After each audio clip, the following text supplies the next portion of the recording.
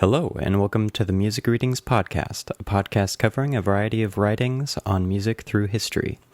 This podcast is for students, scholars, or anyone interested in learning more about the history of music. I'm your host, Robert Cray, a graduate student currently at Florida State University studying historical musicology. This episode will be introducing a primary resource for the channel and why it was started. In 1950, Oliver Strunk came out with the book Source Readings in Music History, subtitling it From Classical Antiquity Through the Romantic Era. The book contains selected excerpts of writings on different perspectives of music, ranging from books, treatises, to letters and polemics. Why this book holds such importance in musicology is the fact that these source readings are translated into English for a broader range of scholars to have access to and understand clearly. In 1998, a team of editors expanded upon and revised Strunk's original book into a 7-part edition from ancient Greece to the 20th century. This revised edition is a principal resource for this podcast and will be covered over the life of the channel. The revised edition of Strunk's book covers 7 parts of music history: Greek views on music, the early Christian period and the Latin Middle Ages, the Renaissance, the Baroque era, the late 18th century, the 19th century, and the 20th century. In each of these 7 parts, there are subcategories which aim in covering different aspects of the given era in a logical fashion. These subcategories not only allow for better organization, but most importantly, they provide a view into what the writers during their time thought as significant in music. For example, the 5th part, the late 18th century, has the subcategories the practice of composition, measure and phrase, the practice of composition, movement and work, performance practices, expressionism and sensibility, and diarists and historians. Just looking at these categories tells us the focus of the late 18th century in terms of how composers looked at their music, how performers played their music, expression in music, and how various people viewed the music of their time. By then covering each reading within the subcategories, we can use these as a resource for an insight into how music was perceived in contemporaneous eyes, and therefore have a better grasp of the music that was written during the time. What this podcast aims to do is to expand upon the ideas of Oliver Strunk by having a medium in which more people can access source readings in music.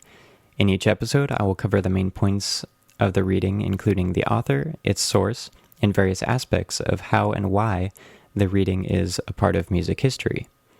Using the philosophy of most historians, I will try to be objective with the information as I can. Because history is one of the hardest topics to write about or teach, this problem is challenging because historians do not want to overly generalize. The further issue is that they do generalize with an asterisk next to it. One phrase which covers this well is one I learned early in my introductory class to graduate studies. Heterodoxy breeds orthodoxy. What this simply means is that humans tend to make order out of chaos, that is, heterodoxy, and compiles this into something familiar and easier to digest, orthodoxy. The problem with this is that orthodoxy leaves out many aspects that may be just as, or more important, than many of the scholarship before it. An example of heterodoxical information going by the wayside is the music and life of Hildegard von Bingen. She was not a part of the music history classroom until the late 20th century. There are countless problems with this conundrum when a historian tries to cover the entire scope of music history. In the first chapter of Sir Jack Westrup's book, An Introduction to Musical History, though outdated in many ways, expresses these problems by stating what history is not. He states that it is not a chronicle, a record of composers, a mere account of musical activities and compositions, or a series of movements, examples being the rise of opera, romanticism, or impressionism. Though there are specific contexts that are suited well for these mediums, especially for the classroom, a scope of musical history has too many elements to generalize, and it is the job of musicologists to balance the field both as a science and as an art. Westrup goes on by stating that the historian tries to treat events in an orderly sequence, to see patterns without imposing them, to study causes, results, and the interactions of events, and finally to make all this interesting and stimulating to the reader. It is in searching for why events and compositions happened. In this case, the podcast aims in taking some of the most salient writings in the history of music and making it available to a broad audience of listeners. By covering source readings from the near and distant past, we can hope to have a better understanding of music in the future. Thank you for listening to this episode of the Music Readings Podcast. If there are any questions or suggestions for future topics, you can contact me at musicreadingspodcast@gmail.com.